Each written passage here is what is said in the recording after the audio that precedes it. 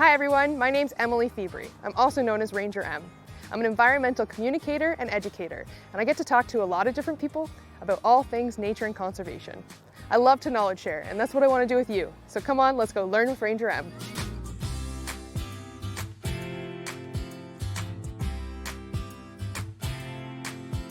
Have you ever considered going into the environmental or conservation sector? Well, over this season, I'm going to talk to several young professionals who are just going into their careers or they're finishing out their education, and they're going to give us all the insider knowledge about what to do in post-secondary or early career. Today, I'm going to join Andie Albert, who is finishing her PhD and also working several different jobs. So come on, let's go catch up with Andie. Hi, Andie. Thanks so much for joining us. I was just wondering if you could tell us a bit about yourself. Ani Andie Dejnakaj, Makododam Deshkanzibi and Dojaba. So hello everybody, my name is Andie Albert. I'm from Chippewas of the Thames and I am Bear Clan. I am currently a PhD student at Western University, and I just did on educational leave for my job at Chippewas of the Thames First Nation as a species at risk technician. But I also just started at a new consulting firm. It's about 2 years old. It's called SOAR Professional Services, and it's a consulting firm out of Nova Scotia. Wow, what a like resume, right? Like whole introduction. I was wondering if you could tell us a bit about kind of where you started, your passion for the outdoors, obviously growing up a bit. Tell us about it. As a little kid, I grew up on Chippewas of the Thames First Nation, and thankfully my parents have always been like big outdoors people. So like we grew up camping all the time. My whole entire summer was spent outside doing everything. My mom used to get so mad because I used to bring like everything from outside inside. So yeah. I used to go outside, collect all the frogs and like put them in like a little suitcase and bring them all inside. It was so bad. And I remember a few times bringing snakes into the house, and my mom just going so crazy that I bought like, it was just like a little gardener snake, so it wasn't bad. So that definitely like what sparked my passion. And then I originally went into chemical laboratory technology at St. Clair College. Wow, what a name. Yeah, long title. And we were kind of just throwing the chemicals down into like the waste, like constantly. We were just flushing them down the drain, and I did not, like that didn't resonate well with me. And so I worked in that field for about 6 months, and I was like, this is not my passion. I definitely think I want to go more environmental. So I talked about it with my parents, and they supported me going back to school. Like I was still quite young at the time, so they were go for it. So then I ended up going to Redeemer University. It's a private Christian university in Ancaster, and I took environmental science there, and from there my whole passion thrived. So at Redeemer, I got the opportunity to attend Ensemble Institute. So it's a field school. Okay. And I was a little upset about going because that's not like fieldwork wasn't my passion at the time. Like I thought I would go more like policy environmental or like water environmental, not like field work.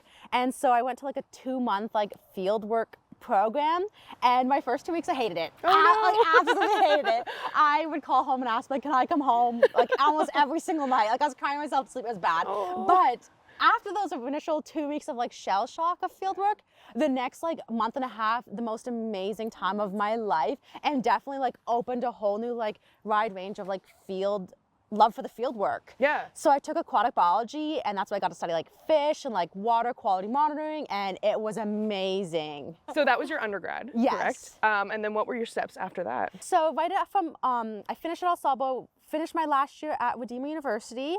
So I finished with an environmental science degree, and then I applied into Western and got in for my Master of Environment Sustainability. So it's a 1-year accelerated master's course at Western.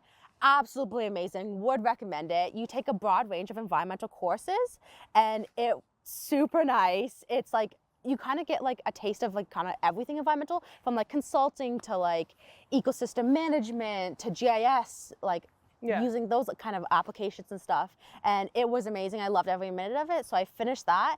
And right after that, I kind of knew I wanted to pursue my PhD. It just wasn't exactly sure. So kind of on a whim, I applied to a PhD program and I got accepted, which didn't expect it. Well, first of all, I didn't expect to get into my master's. Like I applied to that super late. I think it was like the second last day to apply to your master's deadline. And I was like, my parents like, just do it. And I was like, okay. And then I did it, and then I got early acceptance. And then the same thing happened with my PhD. Like I saw the opportunity come up, and I applied on like the third last day. Didn't expect to even get an interview, and and I got an interview and got in. That's amazing. Yeah. What a story. Really never expecting it in.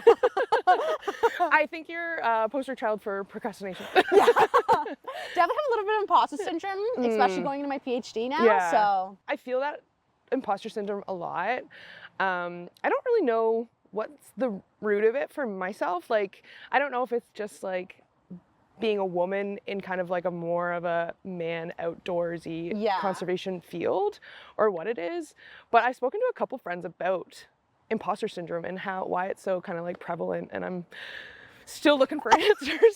mine definitely stems from like being like one of my, like the first, like my parents didn't go to post-secondary. Oh, okay. So me and my brother are both first generation. So like when I talk to them about like university or like post-secondary, like this is a world they've never experienced. So when I'm struggling with it, they're kind of like, we would love to help you, would love to give guidance or advice, but they don't know necessarily what guidance or advice to give. But then also that's where the Indigenous centers come in at the schools I attend. So they're amazing with like the guidelines and like walking through it. So oh, good. Yeah.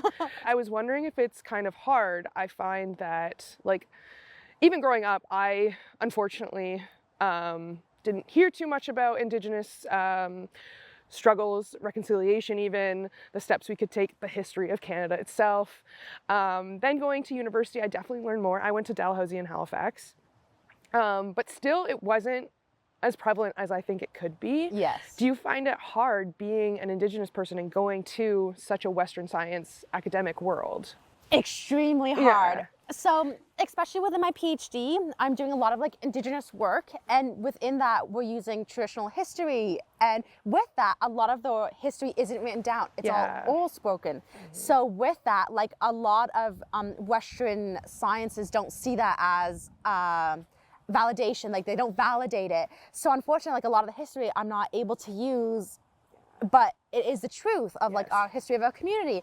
So that aspect is hard, but also like especially within the environmental world, being like having that strong Indigenous background and so closely connected with nature and like having this like upbringing, the way I view like the world is very much different from like a non-Indigenous person, or how like I want to steward land or teach people about like land-based learning. It's completely different, and having that validation on, especially like land-based learning, is like hard to explain to somebody who's not Indigenous or who hasn't grown up with the same like upbringing or like an open-mindedness. Yeah, like even in my work today, we try and like find ways that we can incorporate Indigenous traditional knowledge and stuff, but it's still just like so centered around academic and like if you can prove it through research or a written paper, and it's hard, and you want, even as like a white individual, you want to bring it in, but it's like it's hard to start the conversation, start that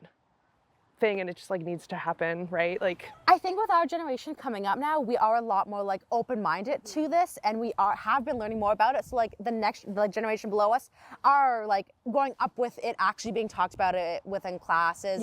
And we have like Orange Shirt Day, and like we're learning about the history of everything now, which I think will only benefit for the future. Very hopeful and positive outlook. Thank you.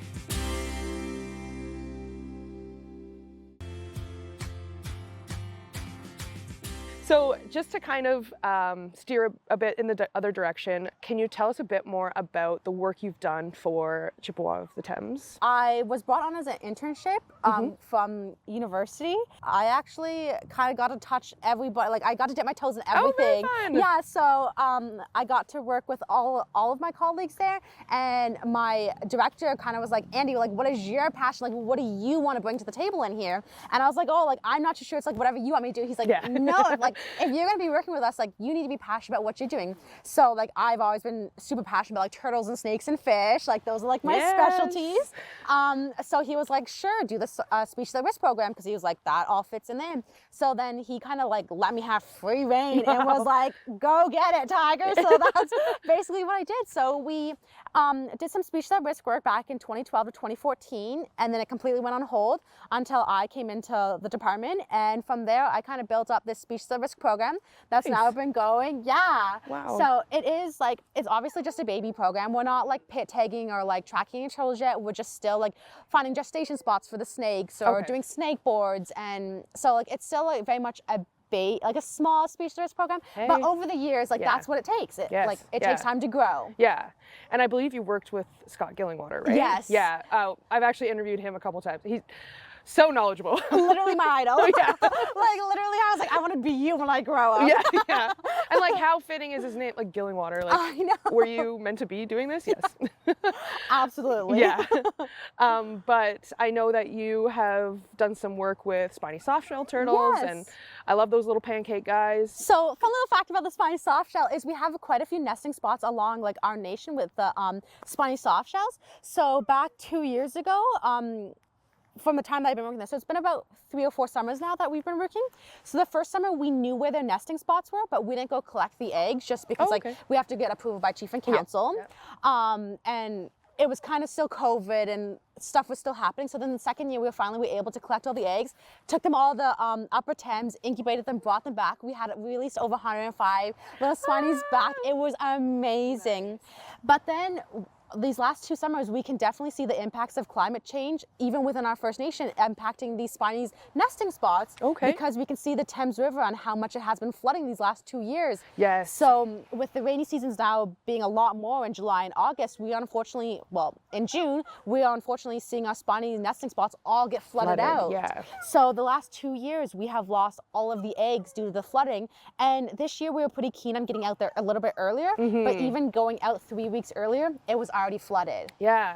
When people think climate change, they think of like the global south, the equator countries, stuff like that. And I'm like we can see this in London. Like you can see this here. Our little nation, so we have an elder on our reserve, and he has been super observant of like all of the different changes of like the different tree species, the different bugs that we are seeing. So sometimes we take him out for like a little UTV ride and just tour around the community, and he talks about the changes that are happening over the time. And he has pictures from when he first got his cell phone, his little flip phone, he was out there taking pictures. So it's amazing that I have this elder who is like so concerned with the environment and able to see all these environmental changes, especially with like, he doesn't bring it back to climate change, but like we're educating him like this is climate change and this is going to continue to happen.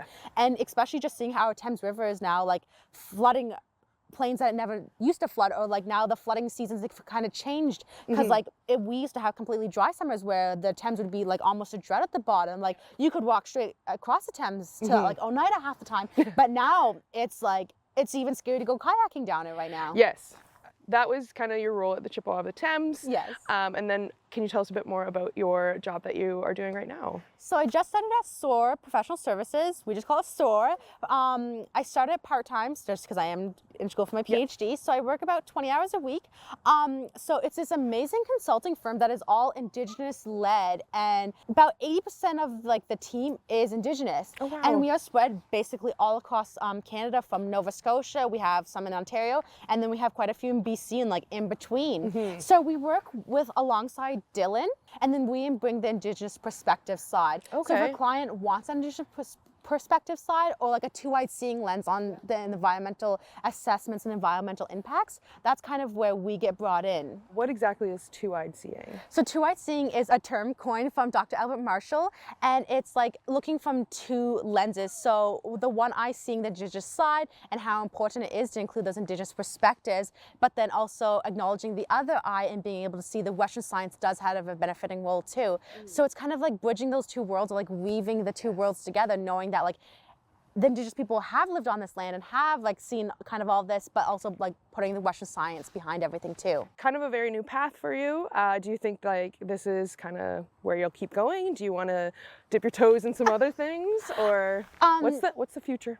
So this question's always so scary when you get asked, especially because I am just starting my PhD. Like it feels like I've only dipped my toes into that now. I started my PhD because I do want to teach. Okay. So I do see myself teaching in academia just because of like being Indigenous and wanting to bring the two-eyed seeing lens into all the environmental work that I am doing, and being able to teach youth about that. So that is kind of like my end goal, but I really enjoy SOAR Consulting right now. It is such an amazing team. Everybody working there works so well together. It feels like family.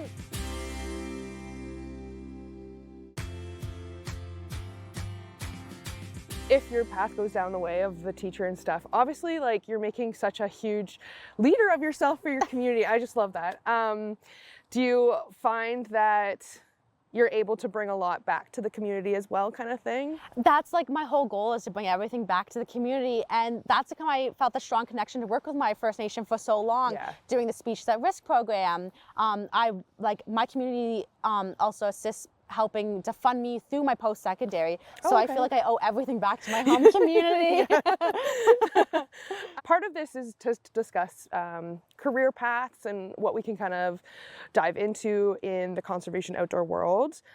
For people that are thinking of their post-secondary, do you think it's a good idea to kind of continue into our masters and post PhDs and stuff like that? I actually didn't do that route. Always thought I would, but life happens and I got a job and I didn't want to like let it go because I'm like scared. But what do you think? Do you think it really like has helped you, grown you, kind of thing? So after my undergrad and getting my job with Chippewas at the Thames, I didn't. At the beginning, like I kind of knew I wanted to do my master's, but it was kind of like a more spur of the moment. It was the imposter syndrome holding me back. It was like the intergenerational trauma kind of holding me back, or like the relationship that Indigenous people do have with like colonials, education systems. And so all of that was kind of holding me back. But I really enjoyed doing my master's, but master's and PhD isn't for everyone. I do know that I had an amazing job coming right out from undergrad in the environmental world. I got into the Speeches at Risk program pretty quickly. I don't think you need necessarily move on. If field work is kind of like just that and you got into the world, like a consulting, you don't need to go on. But moving on to my master's has broadened the field I can work in. So I would say that. So I do have quite a few more opportunities, or like even just like the connections you make from doing your master's does give you a lot more connections and stuff like that. And then now going into my PhD, I have already got given postdoc opportunities. A couple of 3 universities have already reached out and like, we want you to do your postdoc with us. Wow. So it's kind of nice, but like I'm nowhere close to the end yet. So that's like so far in the future thinking, but now putting the postdoc on my radar, like that is now something that I probably will pursue. What do you think is one of the most challenging things that you've encountered or that we can encounter in the conservation career sector? And I think the only thing that I kind of like don't love is obviously like the super hot days, but those are the best days to find turtles and snakes. Oh my gosh, yeah. So I can't complain. Or like the camping outside when you're doing like bat surveys overnight or owl surveys in the night. Like those ones I'm like don't love doing, but like at the same time, it's amazing when you catch an owl. The nights when you don't catch any owls, kind of like, oh, why am I doing this? But it is amazing when you do catch that owl, like getting to see all the different species. So there's definitely pros and cons. But I mean, as the sweatiest human on this planet, probably, I definitely don't like the hot days. And then you add in the mosquitoes, I'm like, ugh, like walking through the forest, I'm like, God, this past summer I got to work up past Perry Sound quite a bit, and the black flies takes chunks. So wearing my bug net all the time, didn't love that. But here in like the southwestern Ontario, we kind of don't have that. So I definitely appreciate my field work here better than up there in central Ontario. But we have ticks down here more than they have up north. I am like desensitized to ticks. Like they don't even bug me anymore. Like I came out of one of my days when I was out searching for turtles, I walked out with over 100 ticks on me. It was bad. You could see them crawling up your legs. And they just don't bug me the way black flies do, because like you have time to catch them when so if you're just like changing and like checking yourself and checking your hair, like it's like one time I wanted to cut off all my hair because I'm like finding them coming out, and like one time I woke up in the middle of the night, I'm like, something's crawling on my leg. That is the worst. That's the one time that I'm like, okay, I just brought everything home in bed with me. And even after checking, like getting my parents to check my hair, and then you find one after, I'm like, where did you even come from? Where? I literally tracked every inch.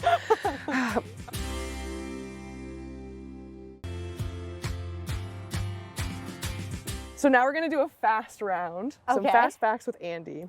What is your favorite university that you've attended so far? That's such a hard question. I know. Because I loved Redeemer for like multiple different reasons, but my time at Western I felt was so much, like I learned so much from Western, and the teachers there, like all the professors there, like it was amazing. And the Indigenous Center at Western, super, like it was an amazing quick 1-year program, and I'm happy to be going back to my PhD there. Perfect.